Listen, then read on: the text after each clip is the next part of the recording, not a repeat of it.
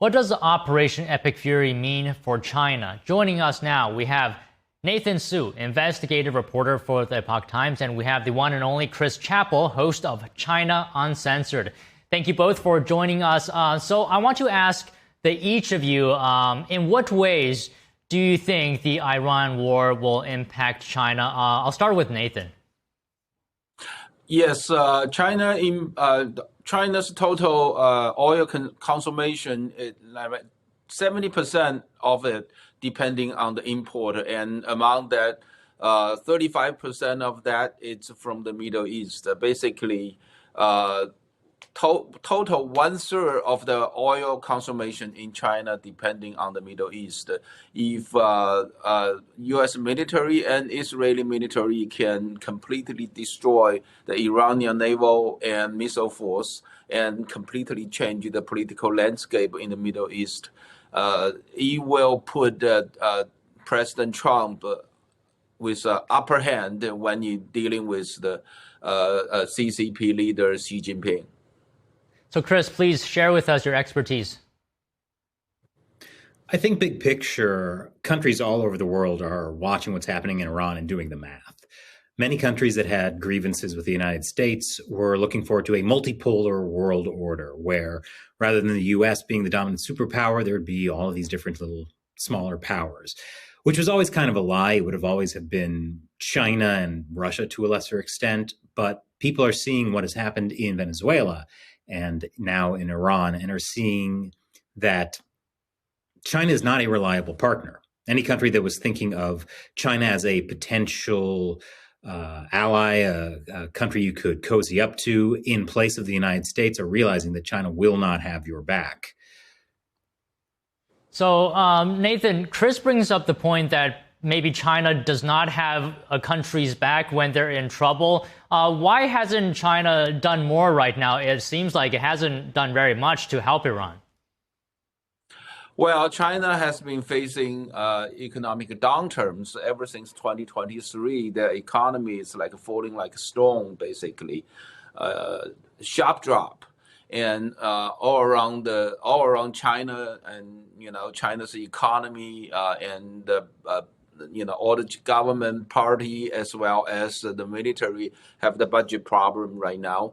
So they're really busy dealing with their own domestic economic issue. And also, because of the downturn economy, it creates tremendous pressure on different factions inside the Communist Party. And the Chinese Communist Party leader Xi Jinping has been purging military generals, a lot of them, in the past few years in order to control the Chinese military. So therefore, they're just not ready yet to take this kind of a challenge. So it's a perfect time window for President Trump to take down the Iranian regime as the threat. Now, Chris, Nathan says China is busy dealing with its own economy, and reports on China's economy show that China's GDP growth target for 2026 is at 4.5% to 5%. Now, this figure is the lowest since the early 1990s. And we know, and many guests have said this, China often inflates its GDP number, but even so, it's still the lowest in decades. Can you just talk to us about what is the true picture of China's economy right now? Well, like many have said, the CCP always lies about its economic figures. Former Premier Li Keqiang said as much in a leaked U.S. embassy cable. So, if they're talking about 4.5% to 5%, it's going to be much, much lower than even that. And this, it's a very bleak picture for the Chinese economy, and it could have an impact on their warfighting capabilities. I wouldn't say they're a paper tiger, but it does put the regime in a position where it's probably not going to help Iran anytime soon. And, if it happens that something's going to go down in Cuba next, I doubt they'll do anything for them either. So, Nathan, can you just go a bit deeper right now into the true picture of China's economy, and what does that do to stability within China? Well, China's economy in the past 40, 50 years after it started opening up in the early 80s, mainly depending on two different sectors. One is the real estate industry, which totally dead right now. China right now have total about 70 to 80 million empty homes right now.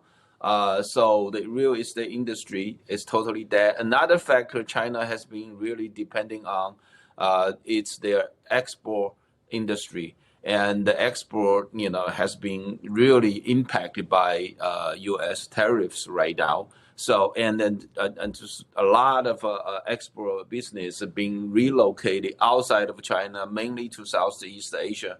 So therefore, you can see, basically the two main factors that driving China's economy moving forward in the past almost half a century are pretty much totally dead, and then also they have a tremendous amount of debt in the past, and their real estate business, big ones,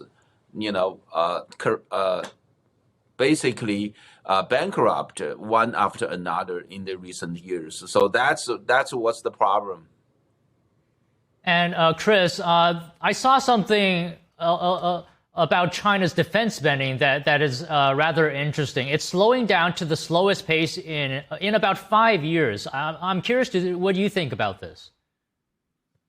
I think it's a little early to say exactly what that means. I mean, already the Chinese Communist Party was building ships on a much faster rate than the U.S., which has barely built any ships.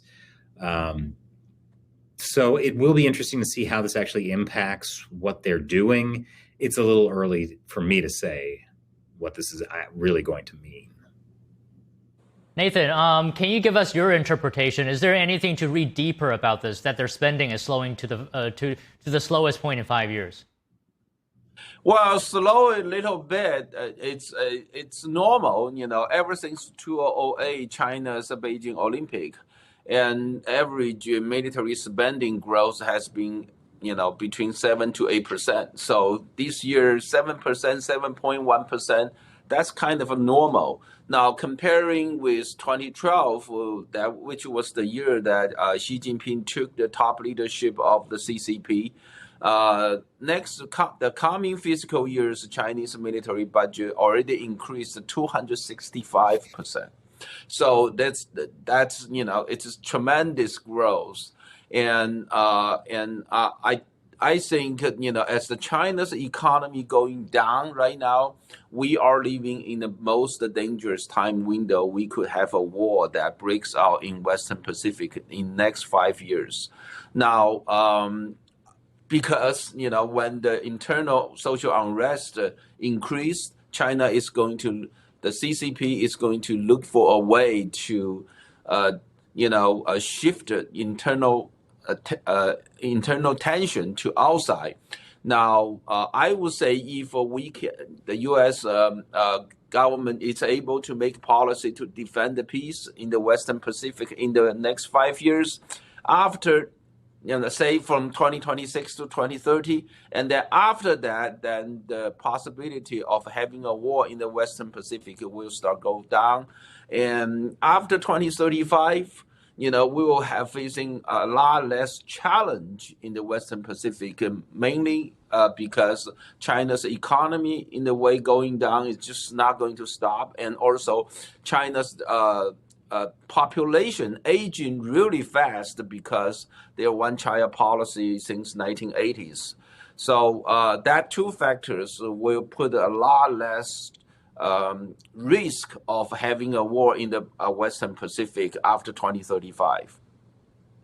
Now, Chris, Nathan just laid out the timeline of potential events up to 2035. But some people are saying that China is the forever dominant power in the East for the future, and that there's no stopping it. So the U.S. may as well negotiate and balance power with China. What is your thought on this argument? Well, I think that's an argument is nonsense. I mean, we're especially seeing now the limitations of Chinese communist power, militarily and economically. The idea that we must capitulate and prop up a regime that considers itself at war with the United States is nonsense, especially one that we could very likely find ourselves in a shooting war with. So, Nathan, you're well aware that China wants to become the dominant global power, right? Is it still possible? Is this dream still possible for the CCP without Iran and Venezuela? Well, it's impossible as long as the U.S. government's China policy moving in the right direction. I mean, we are moving in the right direction as long as we are keep that, the correct direction that we are moving towards to. It's just impossible for China to become continuously rising as a global power. Now, 2001, the U.S. government let China join WTO. From 2001 to 2011, China's GDP grew 5 times. And from 2011 to 2021, it doubled. So basically, in the first 20 years, we allowed China to join WTO. China's economy grew tenfold. It's the Western world that's been helping China become a rising global power. As long as we keep our China policy in the right direction, there is no way, Chinese economic and military power can continuously grow without the technology consumer market as well as investment from the West. All right, Chris, I'd like to give you the final question here. So can you give us your comments on how you think Trump's planned trip to China in April is going to look like, given the actions with Iran, perhaps Venezuela as well? I'll give you a paraphrasing of something another China analyst, Christopher Balding, said that I think is really accurate. That if you want to understand communist China, you need to watch mafia movies. You got to understand mob bosses. What's going to happen is Trump is going to meet Xi face to face, and he will have under his belt taking down Maduro, taking down Iran, putting the weakness of Chinese military on display for the whole world to see.